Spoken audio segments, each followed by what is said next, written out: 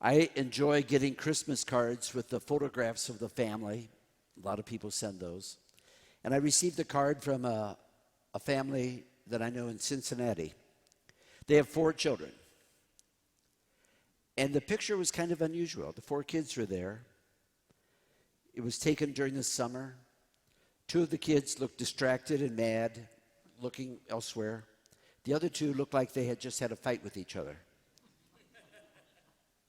And then as I read the little note that accompanied the picture, the woman wrote, she said, "This picture was taken at the end of a long day when we were on summer vacation. And actually there was a really fine picture of my 4 kids. But in my hurry to get this made, I clicked on the wrong one. And when the cards came back, I realized the mistake I had made, and I thought, oh, well, everybody knows my family's not perfect anyway." So she sent out that card. And I love the fact that she said, my family's not perfect. And I also thought, what great humility. She could laugh at what she had done. I know that when we come to the Feast of the Holy Family, that for a priest like myself to stand here, it's like being in a minefield. I have to be very careful what I say.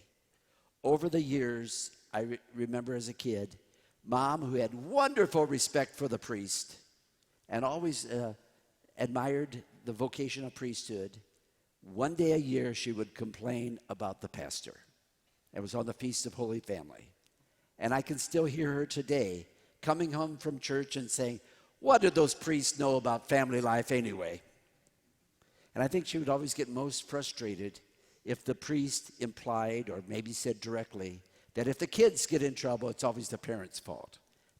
Not that we kids were in trouble, but my mom always wanted to defend the parents. So with all that said, I'm going to be very careful what I say. But in light of this gospel reading, I also think that we're talking about the imperfections of family life, and we're talking about how even as our families are not the Holy Family, we can take some great comfort in what you just heard. Here it is, Mary and Joseph looking for Jesus. And it talks about great anxiety and worry and concern. And I dare say some misunderstanding, because Jesus said, how could you not have known that I have to do my Father's business?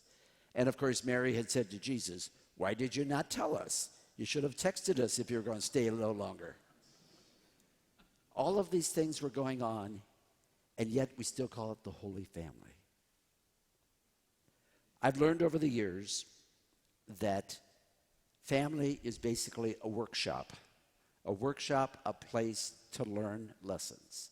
And one of those lessons to learn is to communicate, respect, and listen. And when teenagers tell me that they have challenges with their parents and they get in trouble, I ask them to really listen to what the parents are trying to say. Not just the words, but maybe what message the parents have. And when parents complain about their kids, especially teenagers, I tell the parents the same thing, to learn to listen to their kids. Listening builds bridges. Listening says, I want to know what's going on in your heart. So this particular passage today is an opportunity to think that Mary and Joseph, along with Jesus, had to listen to each other. They had to discover that Jesus' mission was going to be carried out in profound ways beyond their understanding, but they had to pay attention. I do laugh a little bit at this, because just yesterday we celebrated the birth of Jesus.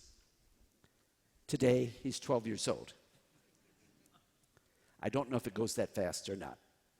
Maybe it seems that way. I know in the last couple of days when I've seen a lot of younger members of our parish, I found myself almost having to be reintroduced to them because of the great growth that had taken place since the last time I saw them.